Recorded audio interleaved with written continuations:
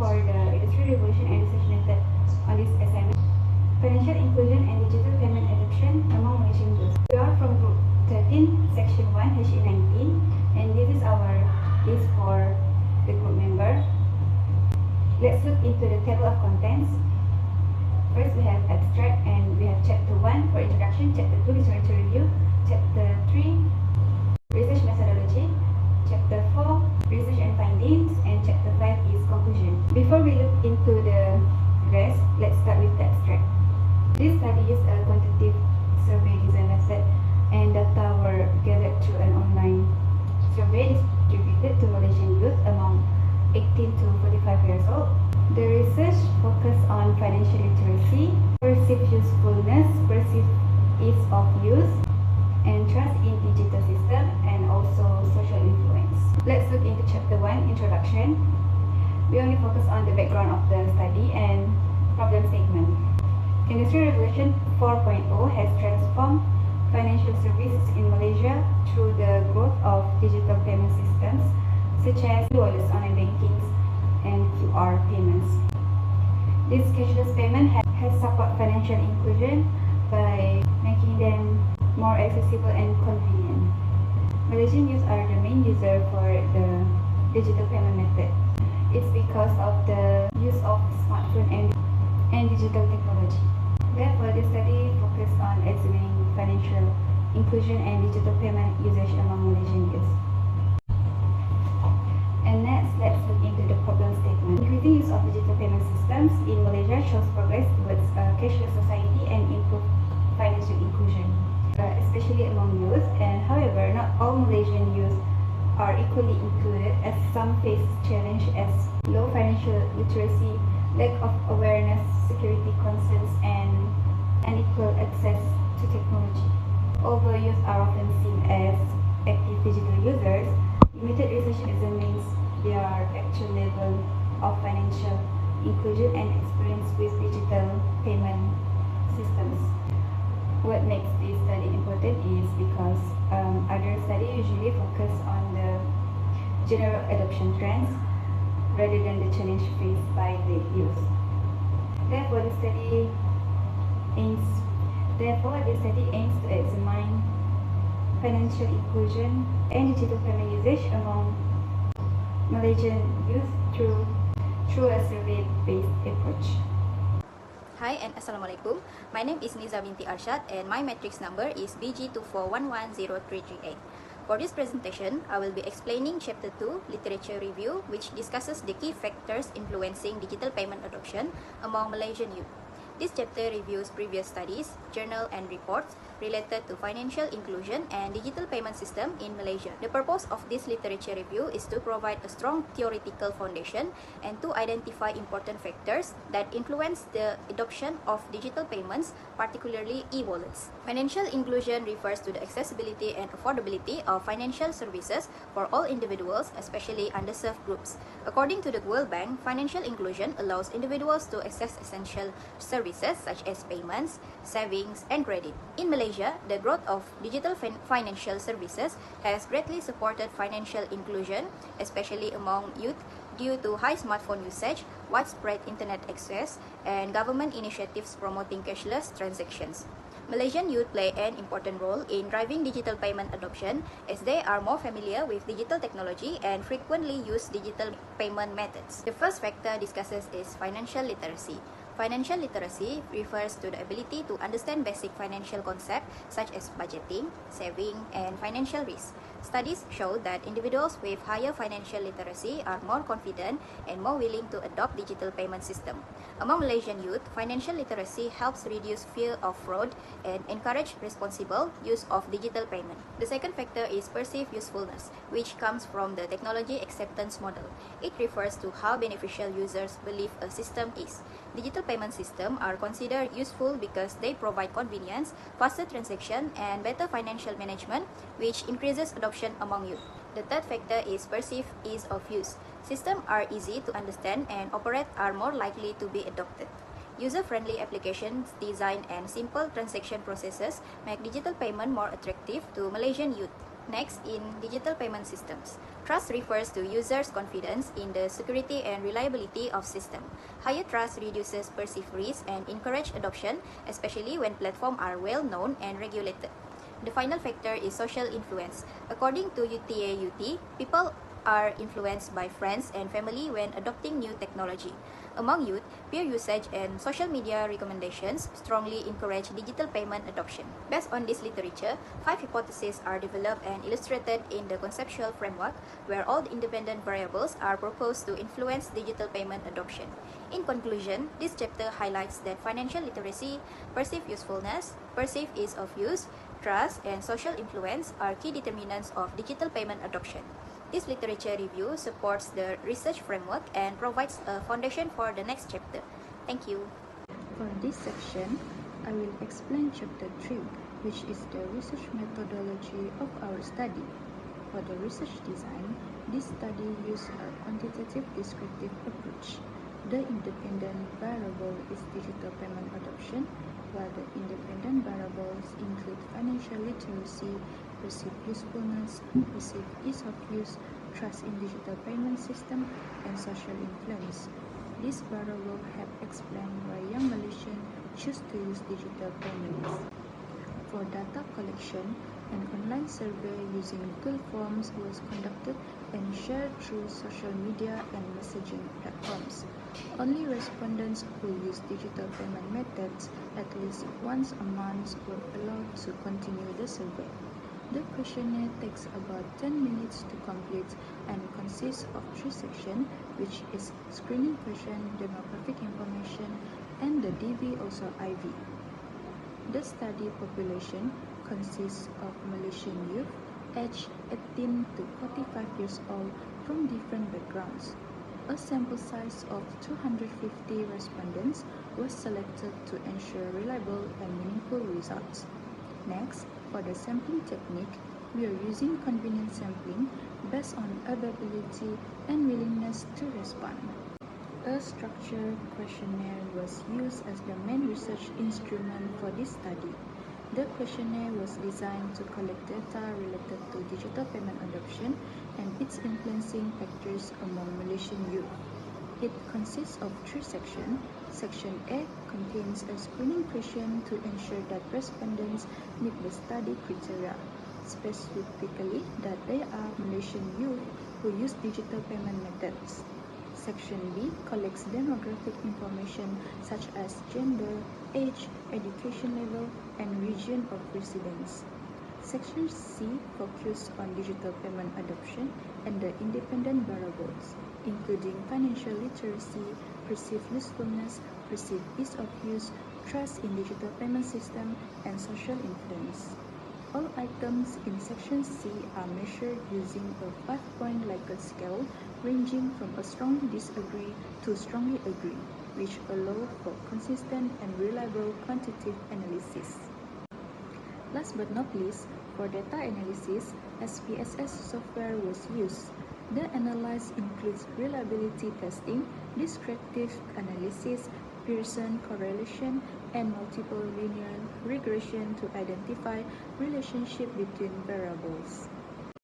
Hello guys, now we are about to go into chapter 4, which is research and findings. First of all, I would like to start from ages. So most of our respondents are from 18 to 24 years old, which covers 45.58% of our respondents, followed by 25 years old to 31 years old, which covers 28.1%. This shows that most of our respondents are from a youth category. Next up, we will look at the gender. 57.7% are females and 42.3% are males. If we look at the occupation status of our respondents, most of them are students, which covers 45.5% of respondents, and rest of them are full-time employed and part-time employed and self-employed. Most of respondents are either pursuing the degree or the diploma. From the ethnicity chart, you can see that most of the respondents are Malay, which is 30.8%, followed by the Sabah Bumi which is 24.5%, and followed by the Chinese as well, by 19.8%. The most frequently used digital payment platform by our respondents is the Maybank online app, which is the MAE. That is justified because Maybank is it's the biggest Malaysian bank in Malaysia. So from the chart, we can see that the primary purpose for using digital payments by our respondents is the daily purchases of food, drinks, and groceries. And all of respondents uses smartphone, tablet, laptop, and smartwatch. They mostly use smartphones, which covers the 67.6% in the chart. So 46.2% of respondents are using more than 300 ringgit a month. They spend above 300 ringgit on the digital payments. So next up, we're going to look at the mean table. So for the dependent variable, the mean score is 4.07. It shows that respondents are generally agreed and showed consistent views. And the data is also skewed toward higher ratings because the screeners points is 1.62 and the courtesies is 19.01, indicating a strong positive responses. If we look at the independent variables, the third independent variable shows the highest mean score, which is 4.10, followed by the first independent variable and the second independent variable, which is 4.03 and 4.01. The fourth independent variable and the fifth independent variable were slightly lower, but still above midpoint, so it's valid. And all the variables were rated at moderate to high levels, showing the consistent support across the constructs. Now let's look deeper into the independent variables. As I mentioned before, the highest independent variable score, the mean score was for the third independent variable, which is 4.10. It has a strong endorsement with wider response variation. Next up, we have the second independent variable and the first independent variable with high mean scores, has strong agreements that the responses are skewed toward high scores. But the fourth independent variable and the fifth independent variable has low mean scores, but it's still above the midpoint, so it's balanced and has consistent responses. Next up, we're going to look at the validity and reliability test of our study. So first of all, let's look at the validity test summary. So the validity assessed using corrected item total correlation, which is above 0.3 is acceptable. So the dependent variable, all the items were exceeded 0.30. So it shows that it has good construct validity. Next up, we look at the first independent variable.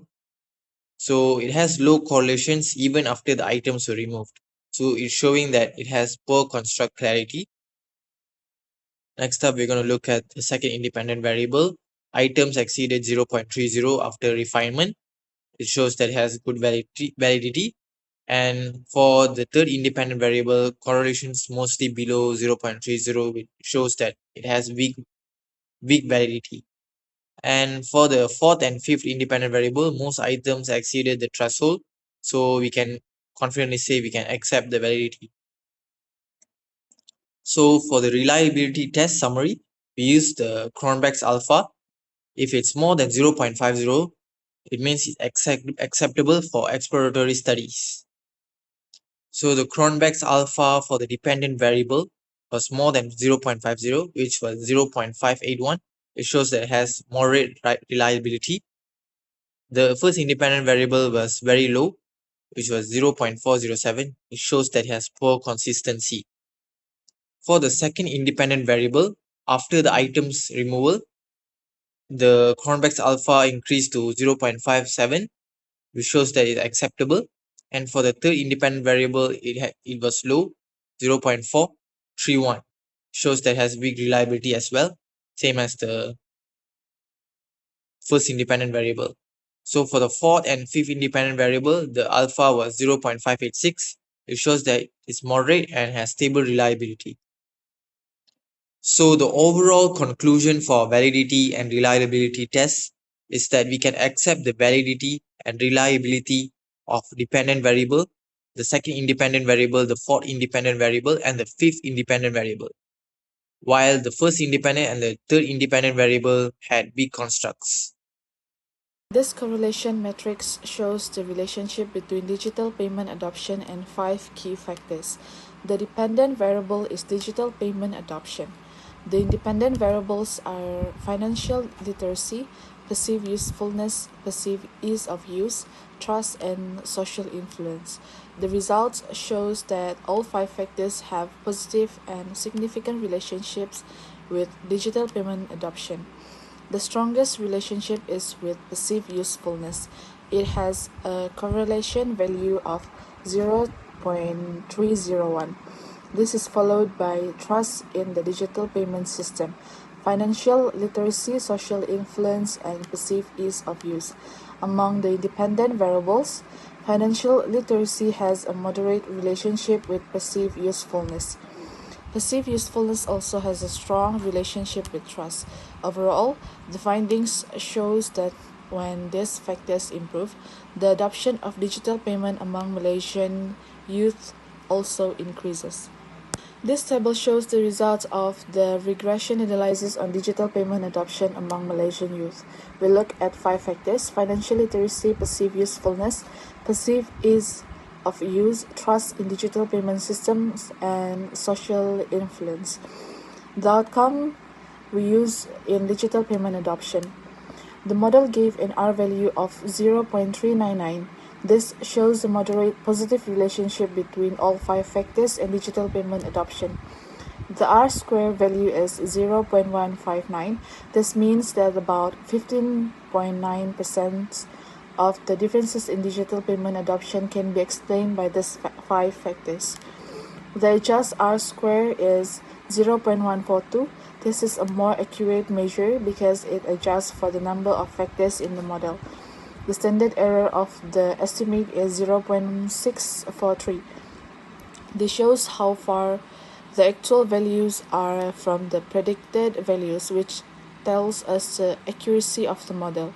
Overall, the model gives us a moderate but clear picture of what affects digital payment adoption among Malaysian youth. Next up, let's look at the hypothesis testing, which is the main part actually.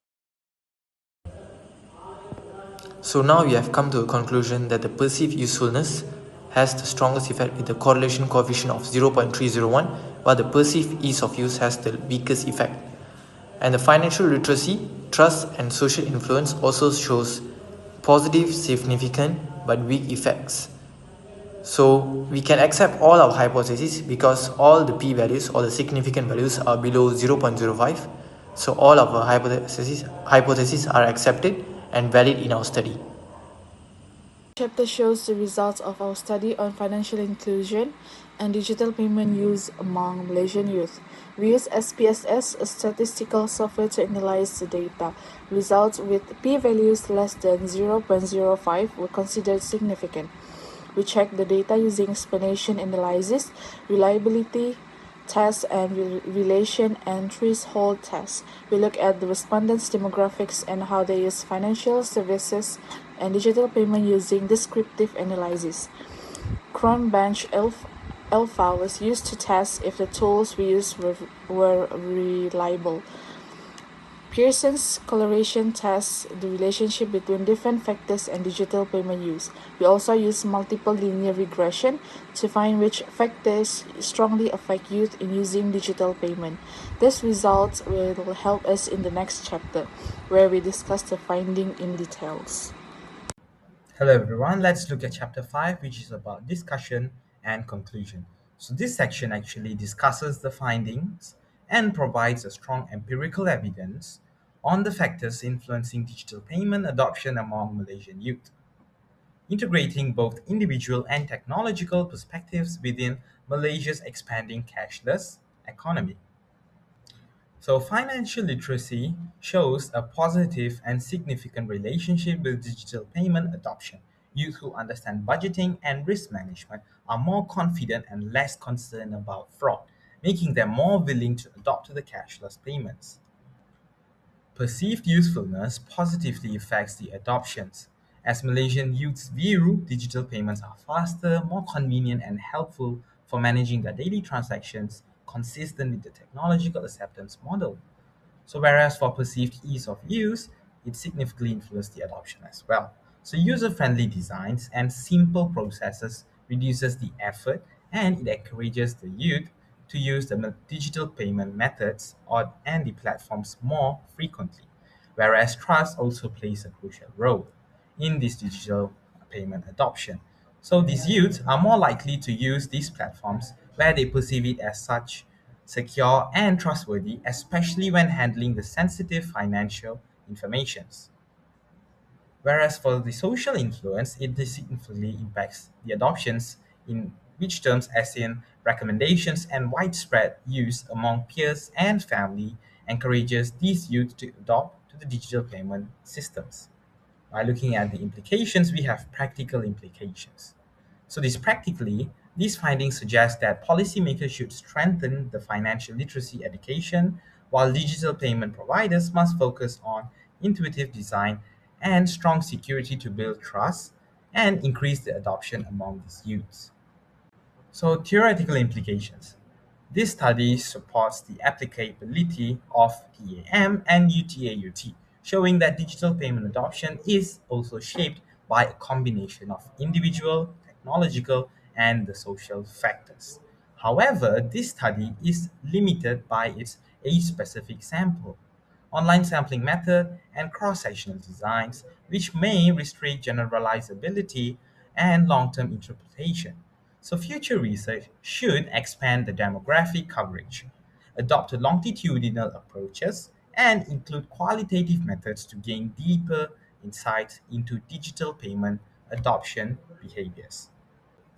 In conclusion, I would say that ultimately, by fostering financial literacy and trust while delivering seamless digital experiences is the key on building a resilient, inclusive, and thriving digital financial ecosystem for Malaysian youths.